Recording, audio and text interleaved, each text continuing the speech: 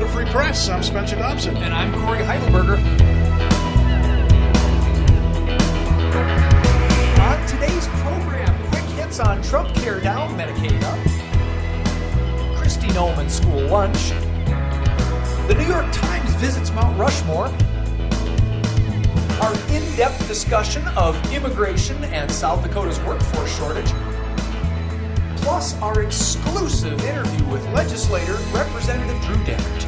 All right, Corey. Well, first of all, how are you doing? Hey, I'm doing great. We've got all sorts of good stuff to talk about, and it's springtime outside. Finally, it's fantastic. Before we get going, if you have a couple of bucks and you're a listener and you like the show, anything you can put in the tip jar, we greatly appreciate it. If you're a Republican or somebody on the right and you enjoy hating this show, we do need your money to continue to make things that you don't like. And we just invested in a new server plan. I can tell you it's been up and humming for 6 days. Fantastic. Your contributions to the tip jar will help us keep that server humming. Very nice. And we have we've got someone from the right for our interview today, correct? Yes, Drew Dennert, good local Republican. He's been involved in Republican politics for much of his young life. He is the youngest legislator in South Dakota right now. How old is he? He is, I believe he's 21. 21? 21. He's old enough to drink, and you need a good drink to survive the legislature, I hear. That's very young. All right. I'm looking forward to hearing this. At 21, a lot of people don't know their knees from their elbows. I guess would be the nice way to put that. But he seems to have it together. So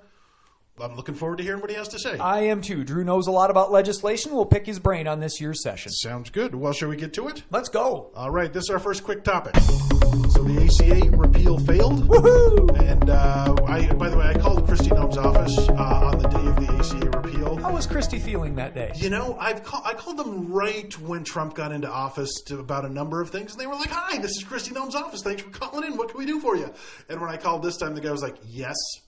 I just wanted to let Kristi Noem say I'm against the appeal of the Affordable Care Act. He's like, noted. And then he took my information. It's like, oh, rough day, huh? Reality sets in Washington. And now that they're not repealing the Affordable Care Act, it is time to expand Medicare, yes? Well, or Medicaid. Medicaid. And we have to discuss the difference between the two.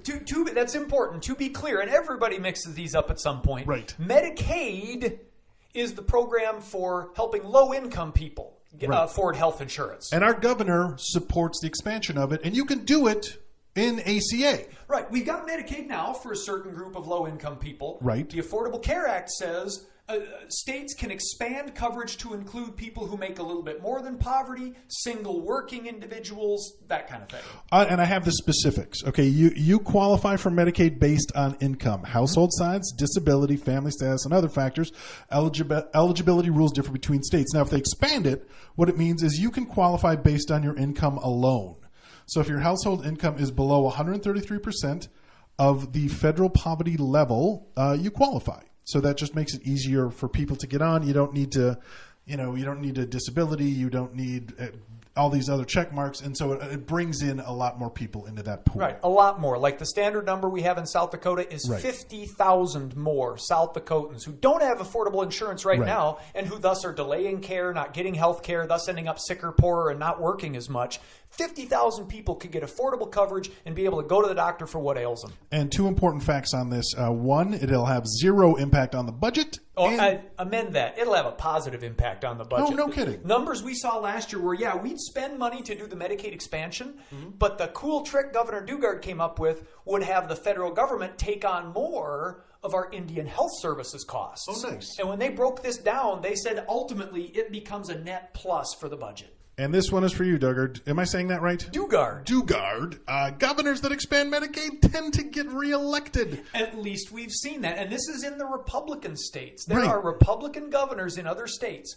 Not one Republican governor who's done the straight-up Medicaid expansion plan has either lost his next election or seen his party lose the next election. However, if there are a couple of Republican governors who have said, no, we don't want to do it, or no, we're going to do only a light version of it, they've gotten beaten by Democrats. I believe in Pennsylvania, North Carolina. So if any Republicans out there are worried about the politics of accepting something that says Obama on it, Medicaid expansion is not the thing that will hurt you. People, when they get Medicaid expansion, the states go, this is a good idea. And this is people's health. So quit screwing around and quit towing the party line for the sake of towing the party line. You've got the House, you've got the Senate, you've got the presidency.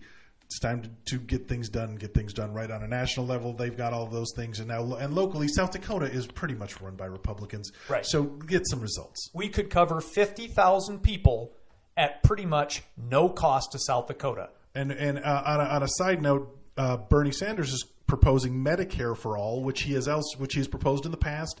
I don't know if we should go into that right now because I didn't do any homework on it other than to read a couple of articles. But those I'm bringing this up to tell you that those two, not you, to tell the listener that Bernie Sanders' Medicare for all and Medicaid expansion are not the same thing. Right, those are different things. Medicare, the system that right now covers our senior citizens because they're too expensive for the private sector to insure, that's a separate program.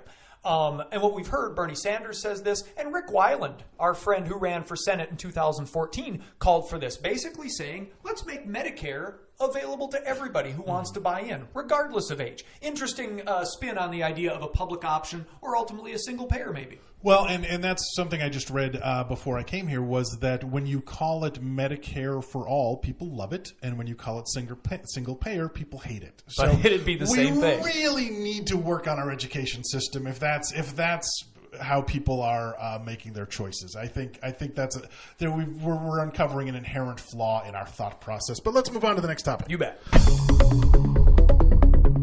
School lunch programs. Kristi Noem wants to, explain. She was asked a question. Yeah, Kristi held a town hall. Oh my gosh, actually is this the one with the small town hall that... This was, it was in Watertown. They said they couldn't find a good place to have it, so they held it in a room that only held 50 people at the police station. Right. It wasn't a jail cell, but the thought may have crossed their minds. But yeah, so they held a town hall a couple weekends ago, and a citizen asked Kristi about how the Trump budget cuts would affect South Dakota and like education.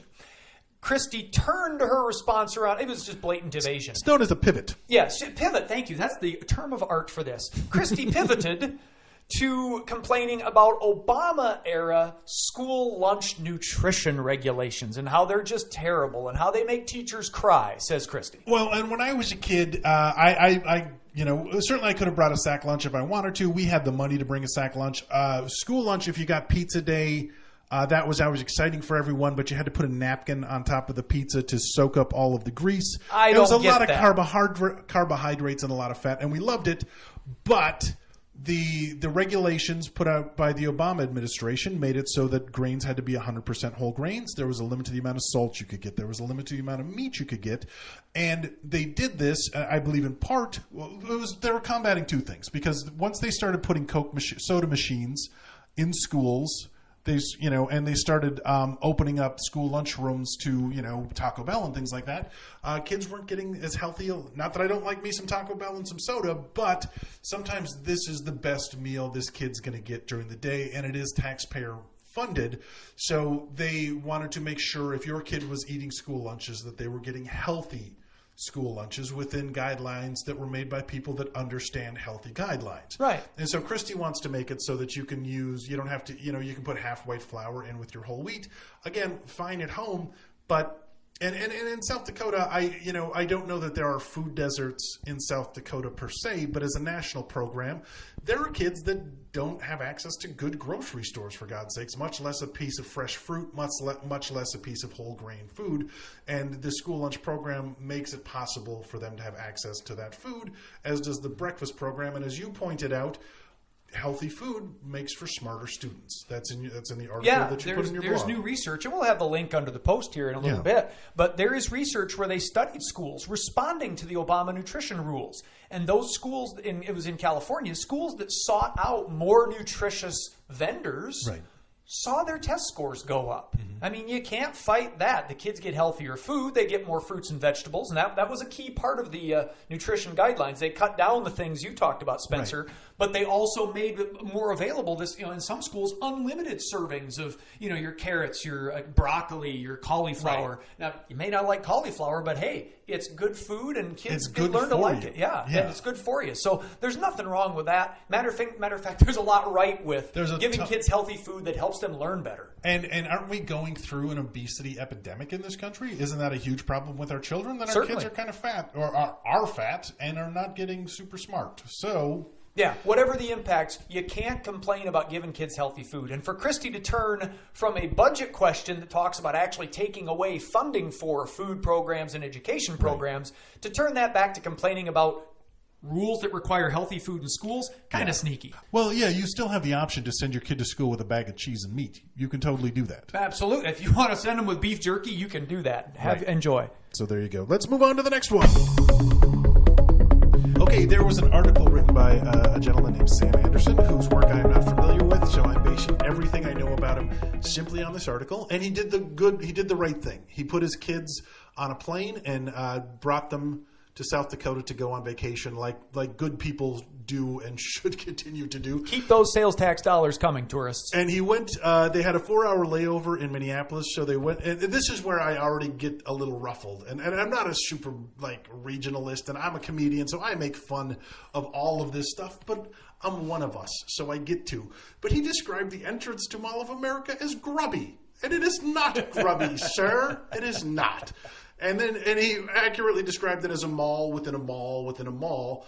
But guessing based on what he said about his kids later in the article, I'm guessing his kids loved the Mall of America. He didn't mention how they responded to it, but it's full of bright lights and toys and products and consumerism.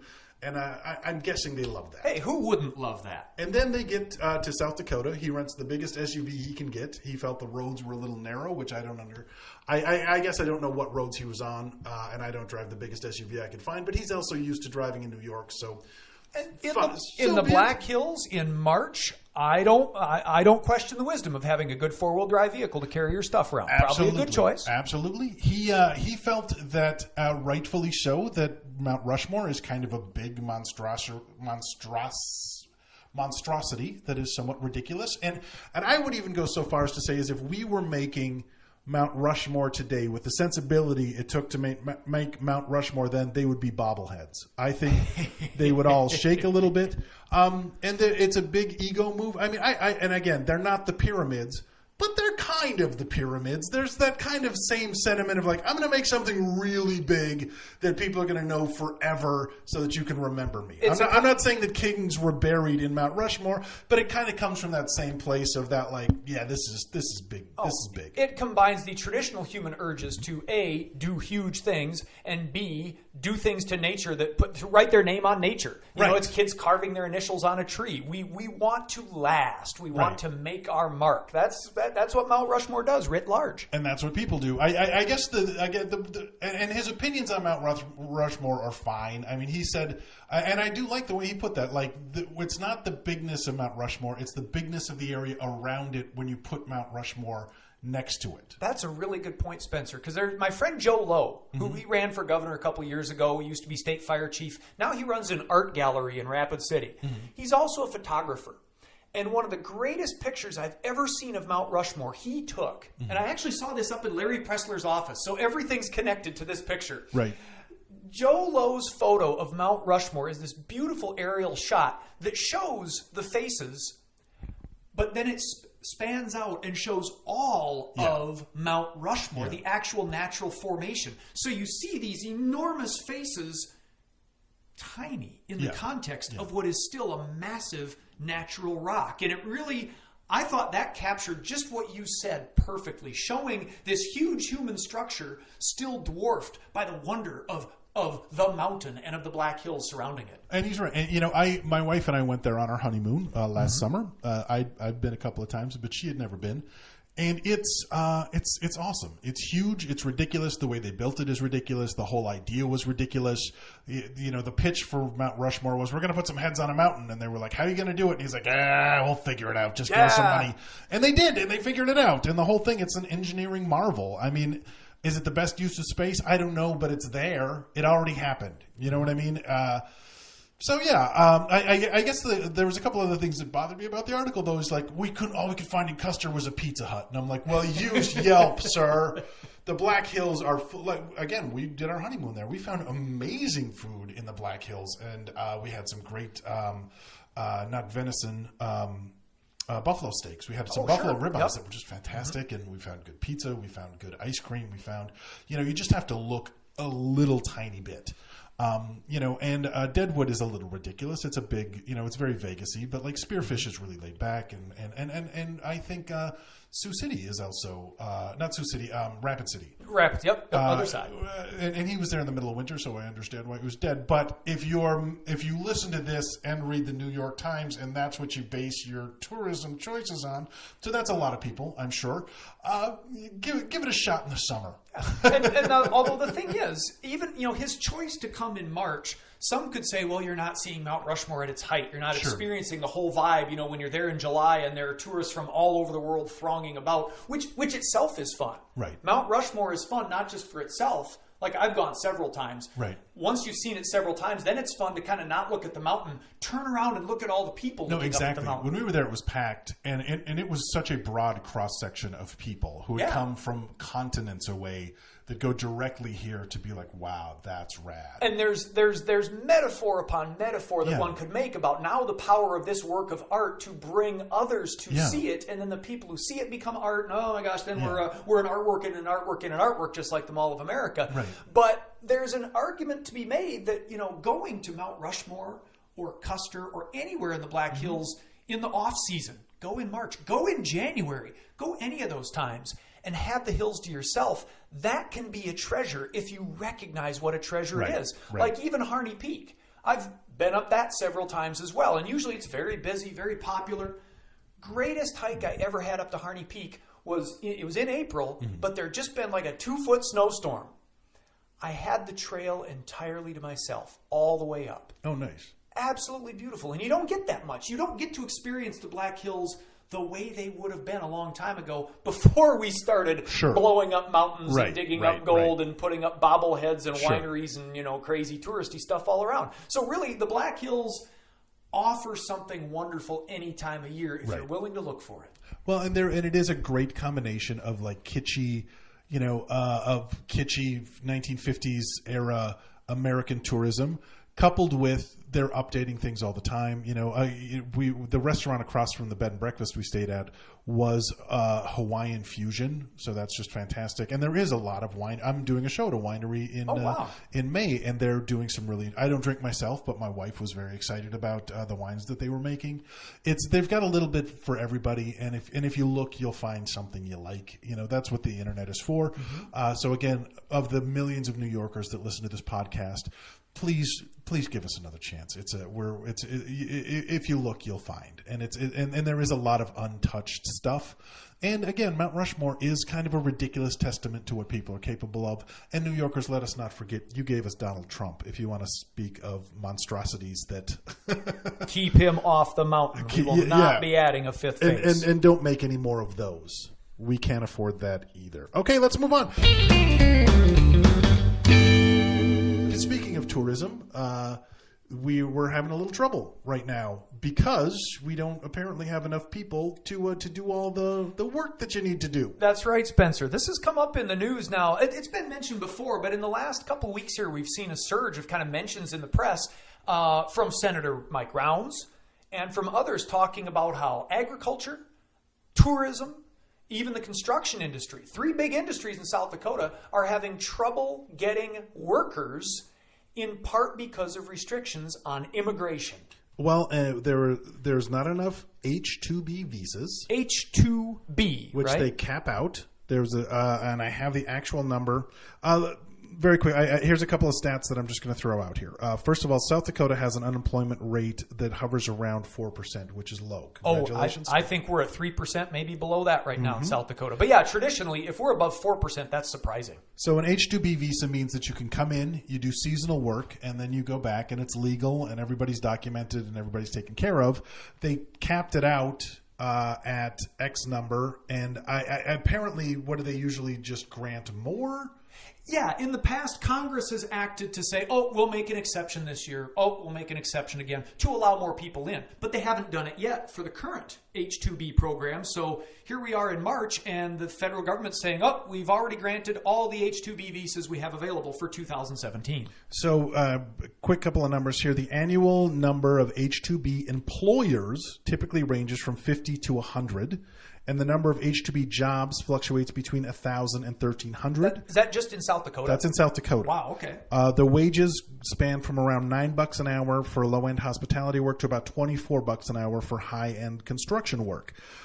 So before winning approval to hire HB2 workers, employees must show evidence that there are not enough U.S. workers for the jobs, and that the employment of H2B workers will not adversely affect the wages and working conditions of similarly employed U.S. workers. So they're not coming for your jobs. It's that we don't have enough people. Right. Now, I know there is unemployment in other states. I don't know if they can figure out a way to make some kind of a state transfer kind of thing. But as you pointed out, too, a lot of these guys pay on the low end. And it's a lot of jobs that people, I mean, they're not full-time, they're not year-round jobs. It's a temporary fix. And if you come here and make money and go to some place where there's a dollar difference, where the peso isn't worth as much as the dollar, so American dollars are worth more, so that pays off for you if you're from Mexico. Yeah, and tourism is an industry that really shows the difficulty. Because like you said, Spencer, we're talking about jobs that are, they're 40 hours a week, maybe more, but they're just in the summer. They're 4 months, 5 months, whatever. For your regular worker, anybody with a family, they can't just drop everything, go take this job for 4 months, and then come back home and hope they get a different job. Most, residents, most South Dakotans are looking for steady work. And so for tourism, you've got to look at people who are free to work just in the summertime. Mm-hmm. That's your students, right? High school, college, whatever. That's, maybe some other people are looking for part-time stuff, but then it's foreigners, immigrants, people looking for a chance to come to America even for a little bit and make some money. And because of the structure that we have in place, we have proven that we just don't have enough Americans that want this job. So to me, what this sounds like to me, is if they don't figure out a way to make this work, is people will start employing illegal immigrants. And then, it's to me, this is the same as drugs and prostitution. If you make them legal, then you can regulate them. You can keep an eye on them. You know what's going on. You can make sure everybody's safe. You can also collect tax dollars off of it. If you make it illegal, now suddenly you've got workers that are being exploited. You've got taxes that aren't being paid. You've got people that are not being paid enough money. And if the workers witness something, they're not going to say anything because they don't want to get deported. And that can kind of lead us to talking about agriculture, because in tourism, you've got mostly seasonal work, mm-hmm. and we've got the H-2B program to, mm-hmm. Bring workers in. Agriculture can bring workers in those programs as well. Right. But I've read and heard, agricultural leaders saying, well, look, we still, like with dairies, those aren't seasonal. Those are year-round affairs. And even the dairies apparently can't pay the wages that make people want to come and milk cows 7 days a week, every week of the year. Because cows don't take a vacation, neither can the milkers. Right. And so they've come to rely, the dairies have, they rely on illegal immigration. Mm-hmm. They represent exactly the arc you're talking about. Mm-hmm. If they can't get legal immigration, the legal visas, they'll take whatever workers they can get. Right. That's a problem. And I'm not sure how to resolve it, but I've heard the agriculture industry even say we could get behind immigration reform that would allow undocumented workers to, not get citizenship, but at least stay in the country. Essentially kind of a quasi-amnesty. Mm-hmm. Big Ag is willing to say, our workforce situation is so desperate, we can't wait for local folks to make enough babies to work in our dairies. We need to hire the Mexicans and Latin Americans and folks from elsewhere who are willing to come and do the work for the wages we can afford. So xenophobia is very popular this year, and fear of the other is very popular, and fear of immigrants is very popular this year. But as we were talking about last time, when the rubber hits the road and it starts to be about money and it starts to be about people's businesses, you start to see cracks in the facade of basically just the ideas that the right is putting forth.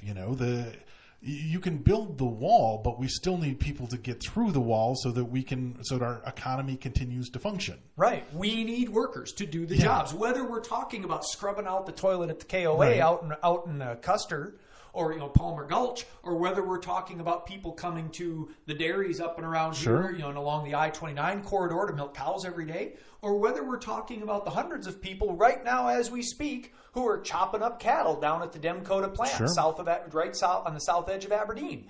We need people to do those jobs.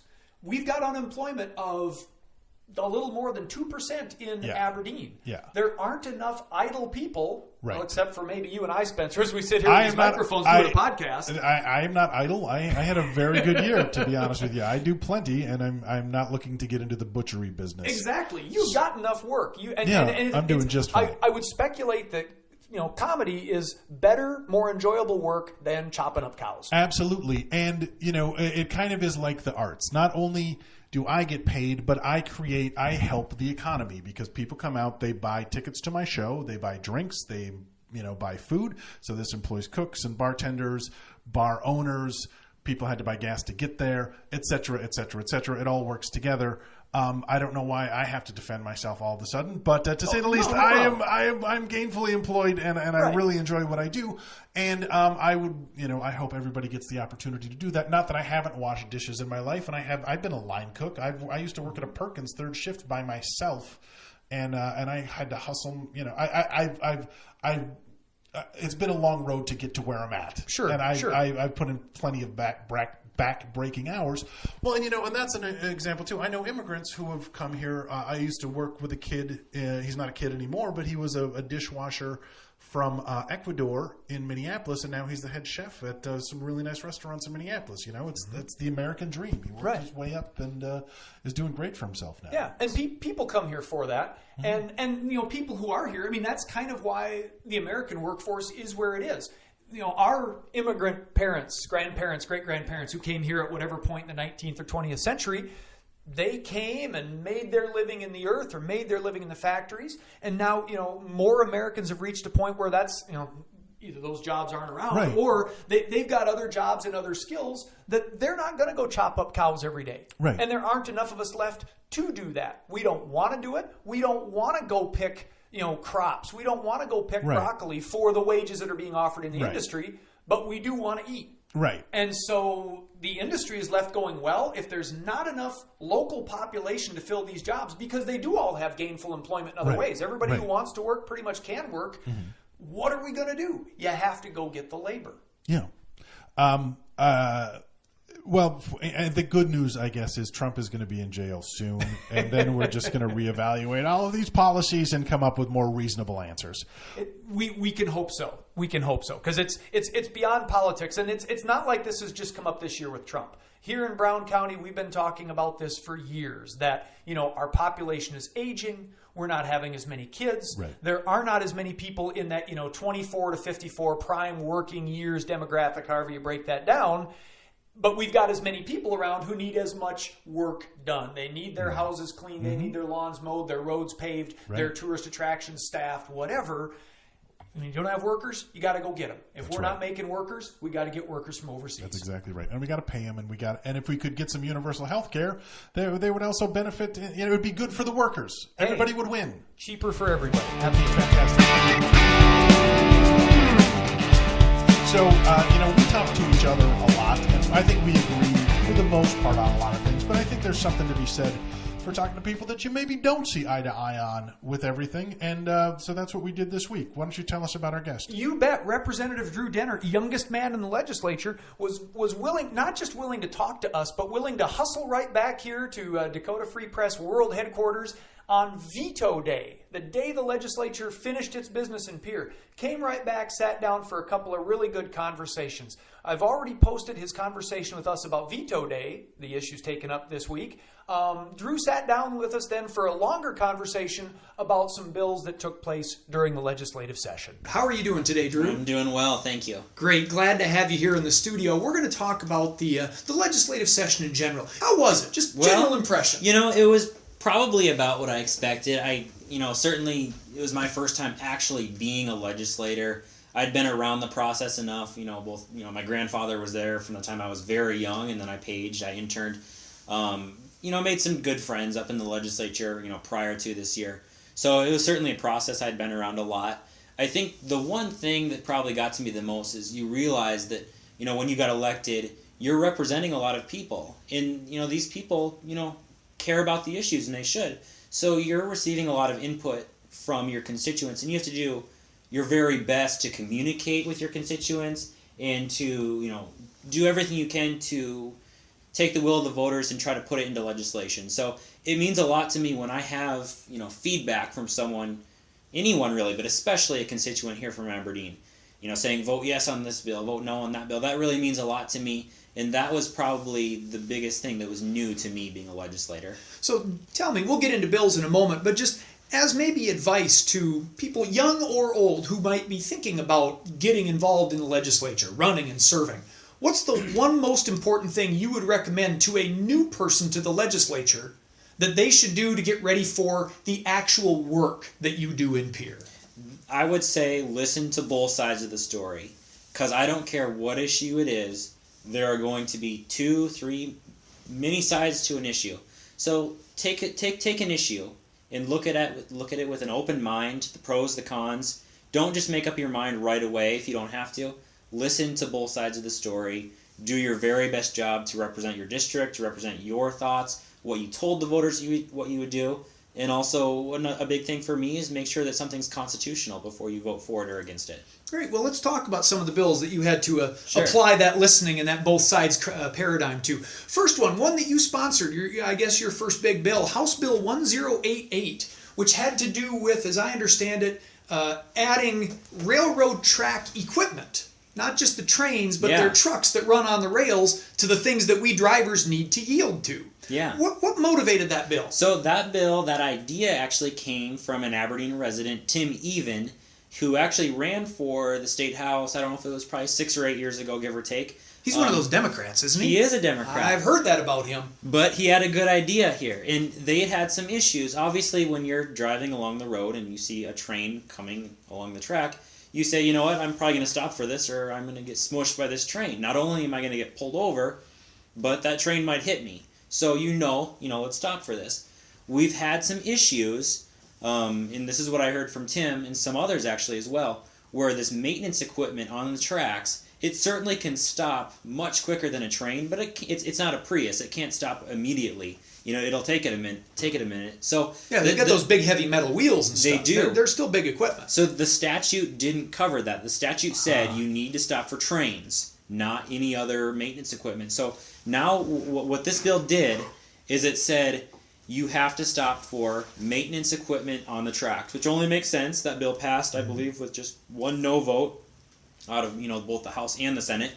So it was signed by the governor and it will take effect July 1st. So now if you're driving after July 1st, if you're driving along the highway and you see some maintenance equipment on the tracks coming at you on the road, just take a stop and wait for it to go by. Now, you mentioned that, I looked at the record. There was one nay, only one. Committee, floor votes, whatever. There was one nay, and that was Representative Pischke from down in Del Rapids. You talked about seeing both sides of an issue, but it sounded like almost everybody agreed on this one. Yeah, stop for the maintenance truck on the track. What was Pischke's deal? Pischke is a good friend of mine. And I think he was just giving me a hard time on my first bill. Oh my goodness! Yeah. So even he didn't really mind stopping for the equipment I on the don't think tracks. he was just too opposed to it. All right, so he'll be okay with that. He respects the rail guys just as much as the rest of us. I think we'll be good to go on him. That's a relief. Let's talk about another bill that you were involved with as a co-sponsor. That was Senate Bill 128. Now this one had to do with alcohol, and as a confirmed teetotaler, I know nothing about alcohol. Okay. Tell me what great problem of the day this bill was solving. Okay, so Senate Bill 128 is a response to a little bit of an issue we've had here in South Dakota. So for years there have been charitable events where the manufacturers, the wholesalers, they will show up and they will pour their wine or their beer at these events. The alcohol manufacturers. Correct. We're not talking the tractor factory serving beer. We're talking beer makers serving beer. We're talking the beer, the wine, the manufacturers, the wholesalers. Sure. So they'll show up at these events, these charitable events, and they will pour their beverages. And, they'll tell people, if I were a beer manufacturer, I would pour you a beer and tell you about it, or a wine.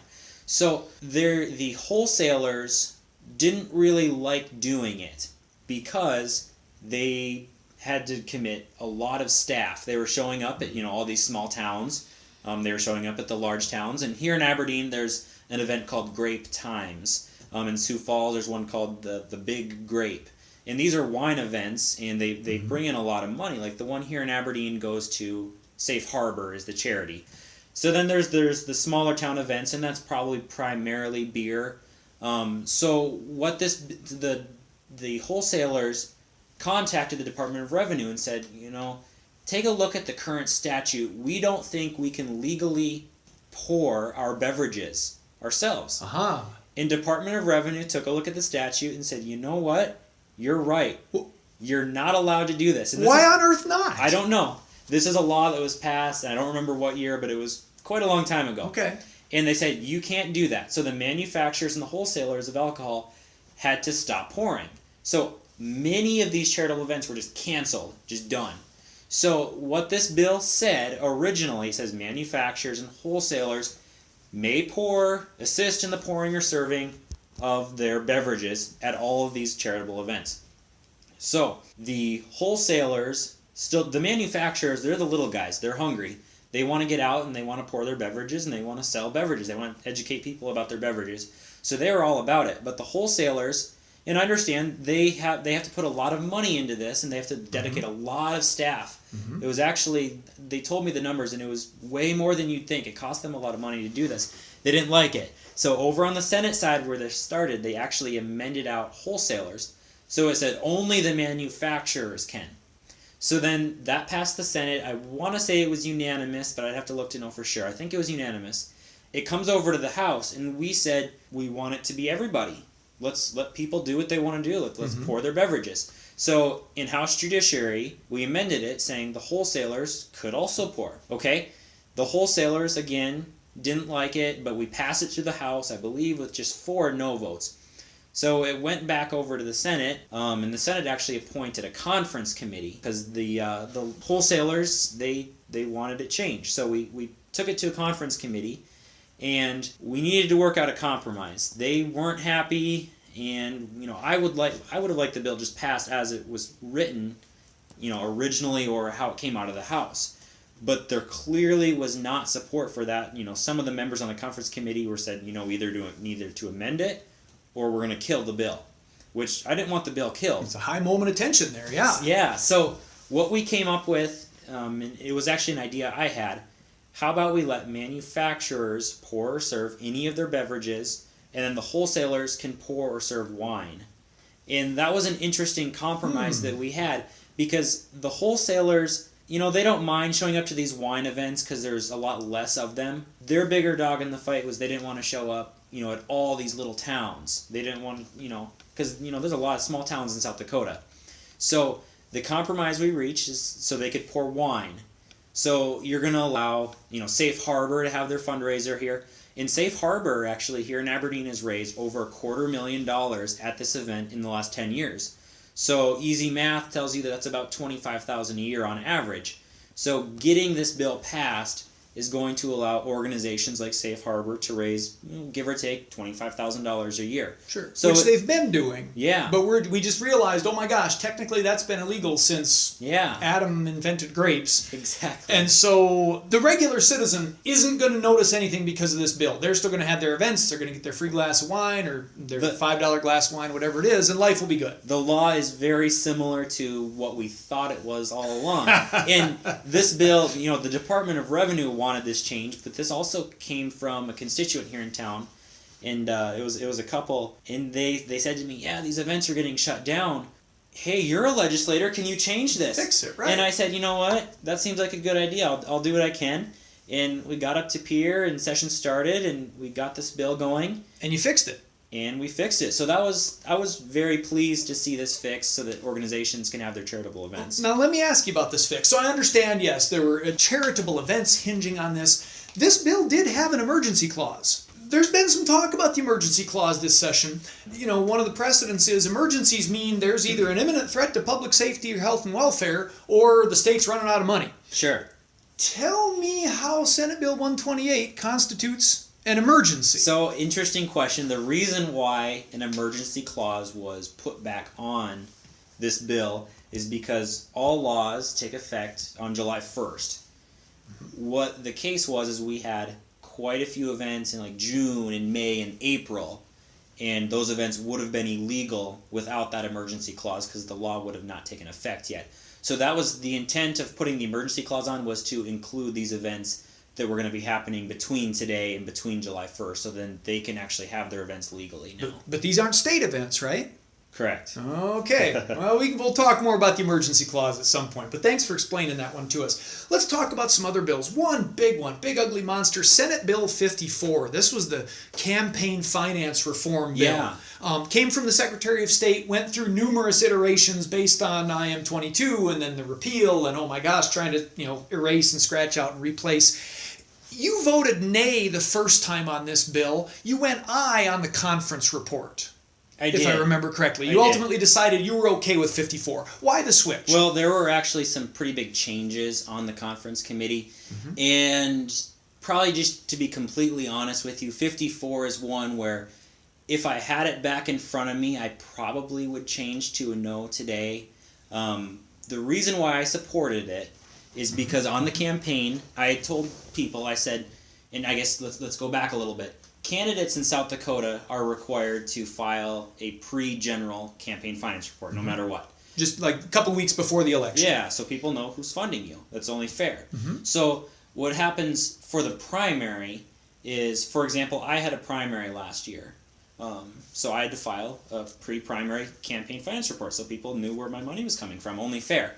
Now, for example, if another candidate did not have a primary. Well, like your Democratic counterparts last year. They didn't have a primary. Yes. So, like you, for example, did not have to file a pre-primary report. There had been some discussion. There were other candidates who did have a primary. So they had that pre-primary report. But there were other candidates who did not. So what they did is they donated money to candidate A, donated money to candidate B who did have a primary. Candidate A did not have a primary, but didn't have to file a report. So we don't know where candidate A where that money is coming from, which is not fair. So now statewide candidates, regardless of if they have a primary or not, do have to file a pre-primary report. If you're a candidate, you file in May and you file in October. Yes. Got to do it. And that's for statewide candidates. Not for legislature candidates? And I was disappointed in that. Very disappointed in that. Because that was something on the campaign I had said very early on. I want more transparency. Sure. I want pre-primary reports. So they made an improvement with statewide candidates. Now you have to file. I wish we could go back next year, and this is potential legislation that we very well may see, and I might even bring myself. Let's make it so legislative candidates have to file the pre-primary no matter what. So I had said I'd support, opening it up to the pre-primary reports. And that's ultimately why I did vote for the bill the second time around. Sure. Now, one thing that stuck out to me about 54 is it allows corporations and labor unions, entities we're calling them in statute, but corporations and labor unions to donate directly to state and legislative candidates. Federal law doesn't allow that. They ban corporate and union donations to federal candidates. Why did South Dakota decide to allow such contributions? And how do you feel about that? Well, and I'm not completely on board with it. I don't have big, strong feelings one way or the other. On one hand, let's look at both sides of the issue. On one hand, you're going to say, well, money is speech, so these organizations should be allowed to donate money. The other is, well, so individuals can already donate, so why should a business have to donate? That could be, easy to lead to corruption. So looking at it either way, I don't have a big, strong feeling. I kind of see both sides to that. There's some good arguments on both sides. I'm not really a big fan of that. That's probably one issue I have with Senate Bill 54, and I think it was germane to the title. It was germane to one title, but I didn't really like it because you probably could call it an omnibus bill. There was, so many different things we were doing with it. All under the umbrella of campaign finance. Yeah, but there's a lot in campaign finance. There certainly is. I'd like to probably cast a vote on, for example, should we have to have pre-primary reports? Yes. Okay. Should we allow organizations to donate to candidates? Well, let's have a separate debate on that issue. Ideally, I'm going to say let's break those two things apart. And there are a lot more to that bill. But let's break this stuff up and let's have a debate on the merits of each issue, not bundled up in one sack. So, and for that reason, that's probably why if I had it back in front of me right now, I would probably change to a no. Well, save that tape. You've got Representative Dennert already laying out an agenda for next year's bills. Representative Dennert, let's take a shot at one more bill. Senate Bill 35. Sure. This bill is the annual adjustment of the education formula. It adjusts the property tax levies down based on, I think, the old Cutler-Gabriel agreement from the 90s that keeps property tax from skyrocketing. It says, okay, here's how much property values have gone up. Here's how much the mill levy has to go down so we don't break anybody and still get enough money for the schools. There were some other elements of this bill that came into this bill, though, and you voted no both times. I did vote no. Now, my evil question is, why do you oppose K-12 funding? My honest question for Representative Dennert is, what about the formula change in 35 did you oppose? And what would you have done differently to make that bill better? One thing I did appreciate with Senate Bill 35 towards the end is we actually got to the point where we were going to give an inflationary increase to education. Right, because before there was no increase. Yeah, and a big part of the reason why we have a little bit of an issue, or a big issue with education in South Dakota, is because for 20 years, or probably longer, we didn't really pay attention to it the way we should have. So then we go every single year, we get behind, and then all of a sudden it's, we got a crisis. Let's increase taxes by a half penny. Which we did last year. Yeah, and pay the teachers. So that's what we did. We increased taxes, we increased teacher pay. This year we go along and they're saying no increase. I had a problem with that. I talked to a member of the school board here in Aberdeen, and I said, what do you think about this? Should we, he said, let's at least get it to an inflationary increase. I was very happy to see that. It still wasn't much. We're talking a difference from 0% to 0.3%. It was very, very small. I mean, I would have liked to see, a larger increase there. The increase we got was better than a 0, but it still wasn't as good as hopefully what we'd like to see, but it is a lean budget year. Sure. Now, a big change that I saw in 35 didn't have to do with the funding formula for K-12, but how we spend that half penny tax that you brought up. Because last year, that money was dedicated a certain percent to K-12, a certain percent to the VOTEX, and a certain percent to property tax relief. Yeah. Good third went to property tax relief. As I understand it, Senate Bill 35 gets rid of that property tax relief dedication. Is that correct? It does for the ag. Okay, just for agriculture, not for the others. That's the way I understand it, because it goes to the ag diagnostics lab in Brookings. So how do you feel about that trade-off, Representative Farmer Dennert, who has some ag tax to worry about, I imagine? I have mixed feelings about that. Because on one hand, we're getting rid of some property tax relief. Whenever you have to tax people more, that's not necessarily a good thing. But you're also getting a new lab, which is a good thing. But I'd spoke with some people in the ag community, and I guess myself being one, but I'd spoke with both my veterinarian and then just some other farmers and ranchers. And there didn't seem to be a lot of people out in the ag community asking for it, saying we have to have it. I'm not saying it's going to be a bad thing. I'm just saying I'm not really sold either way. I think there's going to be some positives and negatives to that. Okay, so when the animal science lab down at SDSU, when that's paid off, what happens to this chunk of the half penny sales tax? So that money is going to, we created an agriculture futures fund. So that money will, unless we change something, it will eternally go into that fund to help with future agriculture projects. So we'll see what happens with that. It could be bad, it could be good. I guess it just depends what the legislature chooses to do with it. And as we saw, last year it was supposed to go to property tax relief, and we changed that this year, so who knows what's going to happen with future legislatures. Yeah. Are you ready to go for session 2018? Well, I think I will be. We just got done with this one, but I think we'll be ready to go for 2018. So first session didn't kill you. You can stand another one. Yeah, I think so. All right. Representative Drew Dennert, Republican from District 3 in Aberdeen. Glad to have you with us on Dakota Free Press. Thank you. I appreciate it.